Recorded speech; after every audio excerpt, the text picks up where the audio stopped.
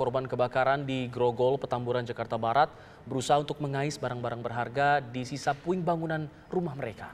Warga berharap masih bisa menemukan harta benda mereka yang masih bisa digunakan.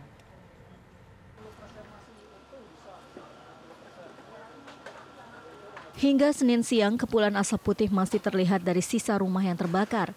Sebagian warga berusaha mencari barang-barang berharga di sisa puing bangunan rumah mereka.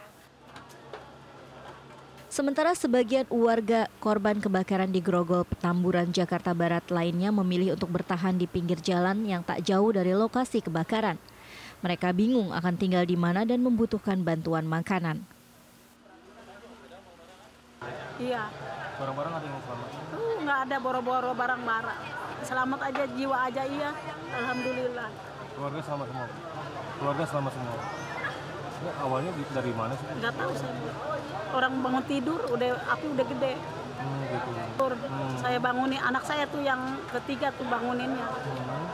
Bukan saya. Saya mah nggak bisa apa-apa, orang lemas.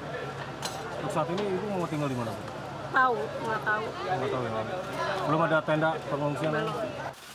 Para petugas pemadam kebakaran Jakarta Barat terus melakukan upaya pendinginan di beberapa rumah warga yang masih mengeluarkan kepulan asap dan percikan api. Dalam kebakaran ini setidaknya 165 rumah terbakar dan kurang lebih 500 kepala keluarga kini kehilangan tempat tinggal. Warga pun menunggu bantuan dari pemerintah setempat berupa tenda untuk posko pengungsian dan bantuan bahan makanan. Dari Jakarta, Ong Suherman, TV One mengabarkan. Lalu bagaimana kondisi terkini pasca kebakaran di kawasan Grogol, Petamburan, Jakarta Barat? Kita akan menuju ke lokasi bersama Suci Mentari. Suci, seperti apa situasinya saat ini?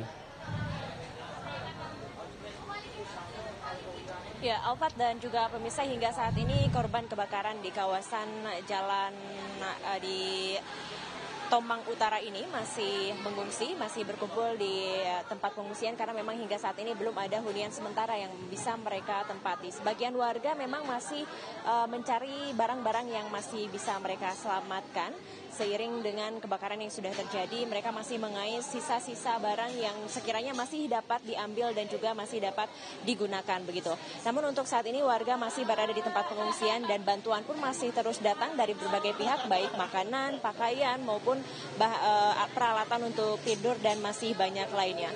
Menurut informasi yang kami dapatkan, nanti sekitar pukul 17 waktu Indonesia Barat, Gubernur DKI Jakarta Anies Baswedan akan datang untuk meninjau lokasi terjadinya kebakaran dan untuk mengunjungi para korban yang berada di posko pengungsian.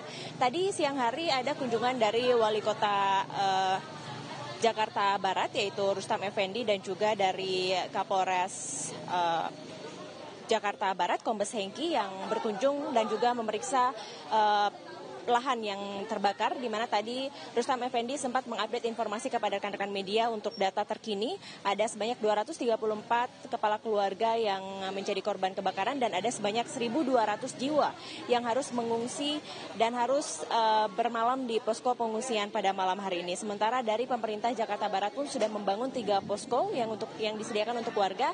Ada posko kesehatan, kemudian posko pengungsian ataupun penampungan, dan juga dapur mandiri yang dapat digunakan oleh warga untuk sementara. Sementara dari pihak kepolisian, tadi dari Kombes Hengki menyatakan bahwa pihak kepolisian sudah memeriksa sebanyak 2 saksi dari peristiwa terjadinya kebakaran pada hari ini, di mana saat ini belum ada tersangka yang ditetapkan, namun dugaan sementara dari penyebab kebakaran yaitu berasal dari tabung gas sebesar 40 kg yang berada di salah satu rumah makan yang berada di antara permukiman warga di sini, di mana tabung gas tersebut diduga meledak. Namun hal tersebut juga belum bisa dipastikan apakah penyebab kebakaran atau bukan, karena hingga saat ini pihak kepolisian masih terus menyelidiki dan mencari di mana titik awal ledakan api terjadi hingga terjadinya kebakaran. Dan kebakaran ini memang terjadi pada dini hari, di mana saat warga sedang tidur dan tidak bisa menyelamatkan banyak barang mereka, karena pada pukul 2:30 waktu Indonesia Barat kebakaran langsung merambat dengan cepat, dan tadi sempat ada 23 mobil pemadam kebakaran yang dikerahkan ke kawasan ini, namun sulitnya akses yang dituju karena sempitnya jalan sehingga membuat kebakaran sulit dipadamkan dan membutuhkan waktu 5 jam sehingga api berhasil dipadamkan. Hal tersebut juga yang menyebabkan banyaknya ratusan rumah yang terbakar, yang akhirnya menyebabkan ribuan jiwa harus mengungsi dan juga kehilangan rumah mereka. Untuk sementara itu yang dapat kami sampaikan, kami kembalikan ke studio, Alfat. Baik, terima kasih Suci Mentari atas laporan Anda.